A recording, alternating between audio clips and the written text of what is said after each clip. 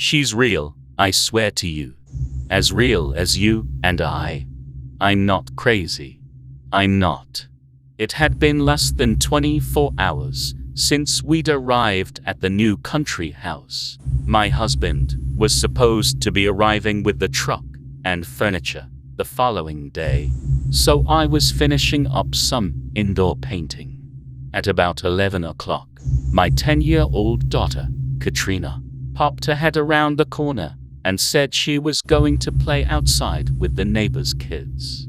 We'd seen them when we first drove up, a freckled boy about Katrina's age and a little blonde girl who looked to be about 5.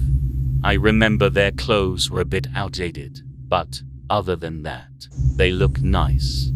As I recall, they'd been dragging a little red wagon. I'd said, okay, sure, Katie Bear, but be back for dinner. It would be good for her to take in some of the cool October air, rather than being cooped up inside with the paint fumes. I figured. I hadn't yet met the parents, but I planned to go over as soon as I finished the day's painting. It was 6 o'clock before I put the finishing stroke of paint on the wall, and Katrina still wasn't home. I wasn't worried. She was a social creature and was probably having a blast. 10 minutes later, I was standing in front of the neighbor's place. The house was on the edge of a thick grove of trees. It looked like it could use some paint, a wash, and a landscaper. I soon discovered the doorbell was broken, but their brass knocker seemed to do the trick. A spry, elderly woman with wispy white hair and tan complexion answered the door. An overwhelming smell of mothballs poured out of the house behind her. "Yes, dear," she asked curiously. "Can I help you?" "Hey, I'm Deanna Harris, your new neighbor. I just wanted to thank you so much for having my daughter over to play with your children. Is Katrina ready to go?" She scoffed. "Ugh, not another one." "Excuse me?" I asked, a bit surprised. "I'm sorry, dear," she said in an annoyed and abrupt manner. "You folks always think you have children when you move here. Already been a dozen crazy women like you who've come and gone over the years. But I have pictures. Social media." I pulled out my phone to show her. Funny thing, as it happens, I didn't have any. There were only pics of me posing in awkward angles, as if I'd taken a photo with a child beside me, and someone had simply erased them. They all had pictures too. "I don't know where you ladies come from, but please leave me be," she said, as the door slammed in my face. Then I saw it, peeping out from under the porch, and looking brand spanking new, was the little red wagon. If only my husband, family, or anyone else would just confirm to me that Katrina exists. I know she does.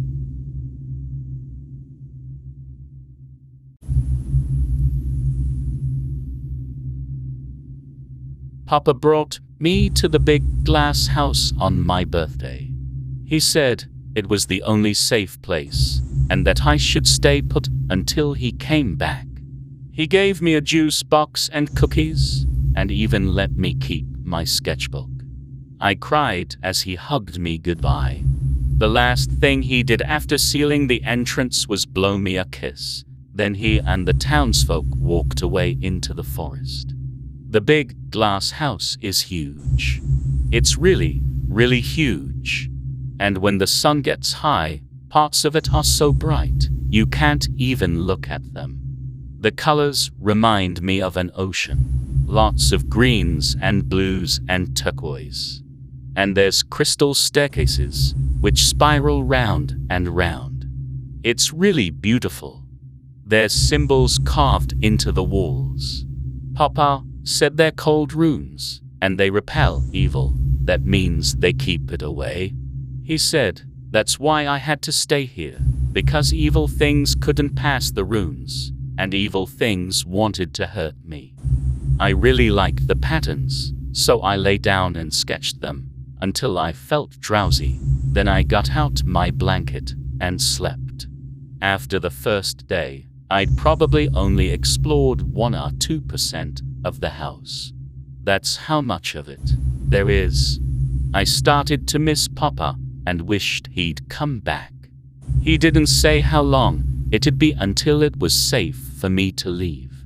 When I went to the front entrance, I saw something scary. There was a claw print, bigger and wider than my papa's whole chest. It had been cold that night, and something with a huge hand touched the glass, trying to get in.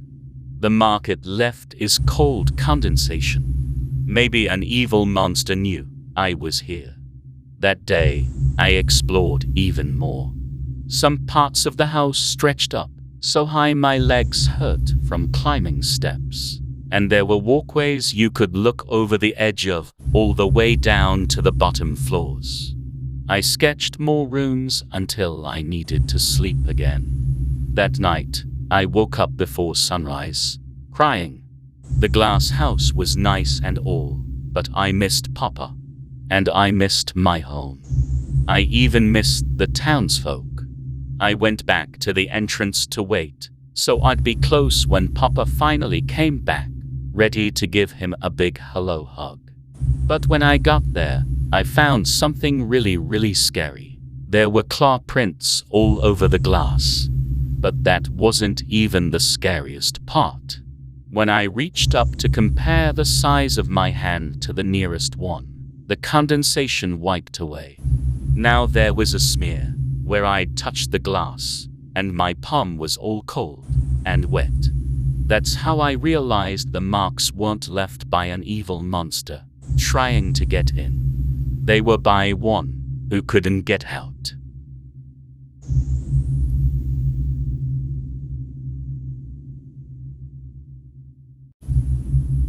Hey, sweetie, I think I hear Ashlyn crying in her bedroom. I'll be back in a sec. I give Sarah a quick peck on the lips and extract myself from beneath our shared blanket on the couch. Don't be long, she says, with a twinkle in her eye. She's a stunner. I'm a lucky guy. As I make my way down the hall, I hear my 6-year-old baby girl sobbing, but in a tired way, like she would if she had just woken up. Must have been a nightmare, I think. I push open the door, grope my way past the walk-in closet, and take a seat beside her. Shh, it's okay, Angel. Daddy's here now. She snuggles into my armpit as I run my fingers through her golden locks. Hi, Daddy, she says in a whispering voice. Did you have a bad dream, Angel? I ask while stroking her golden locks. No. Ashlyn sniffs and wipes her tears. Oh, okay. Then why are you so sad, honey? It's just that I like Sarah a lot. She's really fun, like when we made cookies that one time, she says with half a smile. Aha, I agree. She thinks you're the absolute best too, you know that. But that shouldn't make you sad. Friends make us happy. She doesn't say anything for a moment, just picks at the button on my shirt. Yeah, but Mommy is gonna kill her daddy. It takes me a second. There is a moment of panic before I realize what she's saying. It was a running gag between my late wife and I.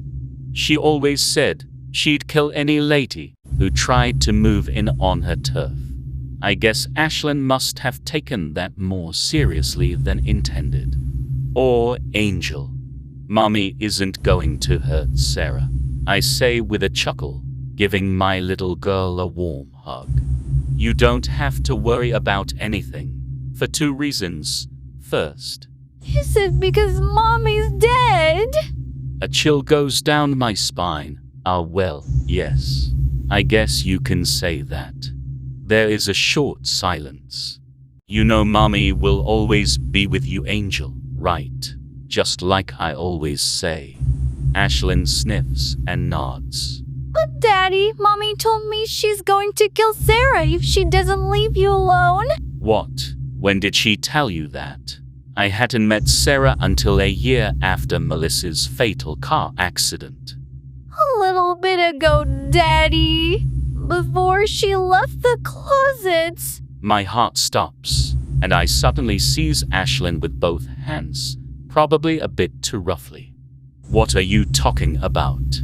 It's not nice to lie, Ashlyn. She starts crying again, saying, But I'm not lying. Mommy was in the closet and she was singing my favorite Frozen song with me. But then she said she was gonna kill Sarah because you belong to her forever. There's a loud crash in the living room, followed by a heartbreaking scream. Sarah, I yell out. See, I'm not lying, Daddy. I'm too late to save Sarah. When I reach her, she's already dead, a knife in her neck. My dead wife's wedding ring rests beside Sarah's body. Her bloody footprints lead into the kitchen. Please subscribe or the toxic skull will come for you.